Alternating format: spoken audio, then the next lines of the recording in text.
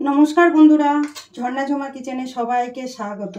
আপনারা কিভাবে হোমমেড বেসন তৈরি করবেন সেই ভিডিওটা আজকে আমি আপনাদের সাথে শেয়ার করব। দেখেন আমি হোমমেড বেসন বানিয়ে নিয়েছি। এখানে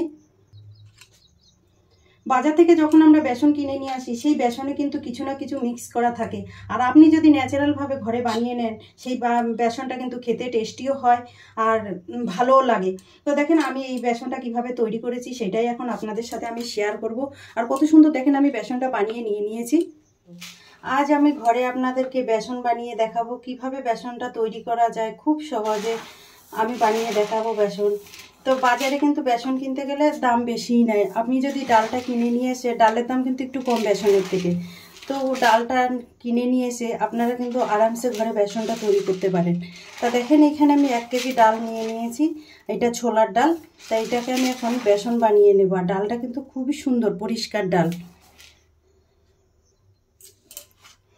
এখানে দেখেন আমি মিক্সার জার নিয়ে নিয়েছি, আর এই মিক্সার জারটা বড় সাইজটা, এটা মাঝারি সাইজের। তো আমি এখন ডালগুলো মিক্সার জারে নিয়ে নেব। আর বাজারে আমরা যে বেসনটা কিনে খাই সেই বেসনে কিন্তু মিক্স থাকে, কিছু না কিছু মিক্স করে দেয় ওরা, যেমন ভুট্টা চাল এগুলো মিক্স করে দেয়। তো এইটাকে এখন আমি মিক্সিতে ঘুরিয়ে নেব। দেখেন আমি একটু দেখিয়ে নিই। অর্ধেক দেখেন গুঁড়ো গুঁড়ো হয়ে গেছে, আর একবার দিলে কিন্তু এটা একদম মিহি হয়ে যাবে। তা আবার একটু গুঁড়ো করে নিয়ে আসি। দেখেন আমি গুঁড়ো করে নিয়েছি। দেখেন কত সুন্দর গুঁড়ো হয়েছে।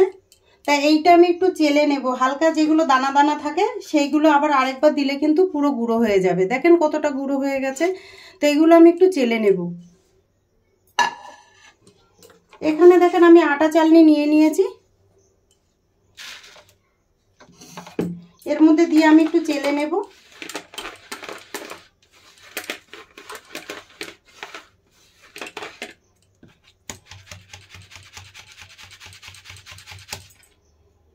দেখেন কত সুন্দর হয়েছে। দেখেন হোমমেড বেসন। তো এইভাবে আমি সব বেসন কটাকে আমি এইভাবে চেলে নেব। এই যে দানাগুলো দেখতে পাচ্ছেন এগুলো আর একবার দিলে পুরো গুঁড়ো হয়ে যাবে। এক্সট্রা যে দানাগুলো রয়েছে সেইগুলো আমি প্লেটে নিয়ে নিলাম। আর যেইগুলো বাকি রয়েছে সেইগুলো এরকম ভাবে চেলে নেব আমি।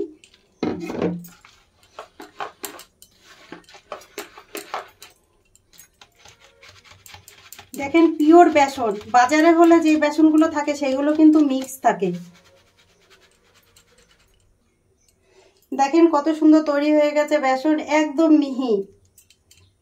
তো এইগুলো যেগুলো রয়েছে এইগুলো আরেকবার আমি ঘুরিয়ে নেব মিক্সিতে।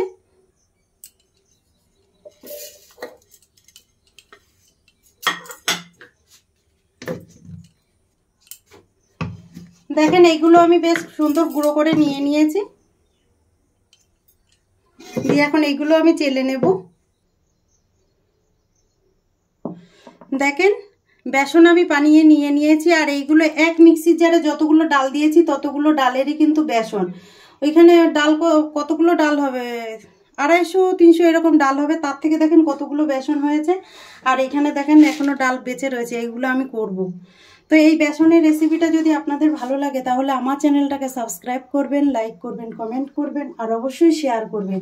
আর আপনারা এইভাবে বেসন ঘরে বানিয়ে খেয়ে দেখবেন, খেতে কিন্তু খুবই ভালো লাগে আর টেস্ট হয়। বাজারে যেমন মিক্স থাকে, অনেক কিছু মেশানো থাকে, কিন্তু এগুলো ঘরে আপনি যদি হোমমেড তৈরি করে নেন তাহলে কত ভালো হয়, সুবিধা হয়, পয়সাও বেঁচে যায়।